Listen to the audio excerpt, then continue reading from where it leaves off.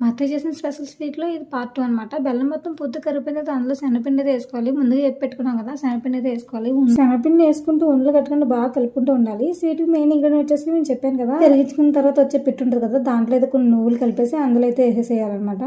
నువ్వులు నెయ్యి కరిగించిన తర్వాత వచ్చే పిట్టు ఉంది కదా! 2 కలిపేసి అయితే ఏసేసుకోవాలి. బాగా అడుగట్టకుండా బాగా కలుపుకుంటూ ఉండాలన్నమాట.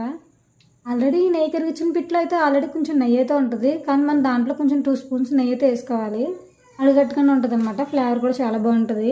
స్వీట్ అయితే దగ్గర పడిపోతుంది. ఇక్కడ నుంచి అయితే స్టవ్ సిమ్లో పెట్టుకుని బాగా కలుపుకుంటూ ఉండాలి, లేదంటే అడుగు పెట్టేస్తుంది. స్వీట్ అయితే దగ్గర పడిపోతుంది కదా, ముందుగా వేపి పెట్టుకుని పట్టు తీసుకున్న వేరుశనగకాయలు ఉన్నాయి కదా, అవి కూడా వేసుకోవాలి. స్వీట్ అయితే అయిపోయింది. ఇంకా స్టవ్ అయితే ఆఫ్ చేసి ఒక ప్లేట్లో నువ్వులు నెయ్యి రాసుకుని అందులోకి అయితే తీసేసుకోవాలి. స్వీట్ అయితే ప్లేట్లో తీసుకున్న తర్వాత గట్టిగా బాగా ఒత్తుకోవాలి. చేతికి నెయ్యి రాసుకుని కొంచెం కొంచెం నువ్వులు వేసుకుంటూ బాగా ఒత్తుకున్న తర్వాత మనకి ఇచ్చిన షేప్లో కట్ చేసుకోవాలి.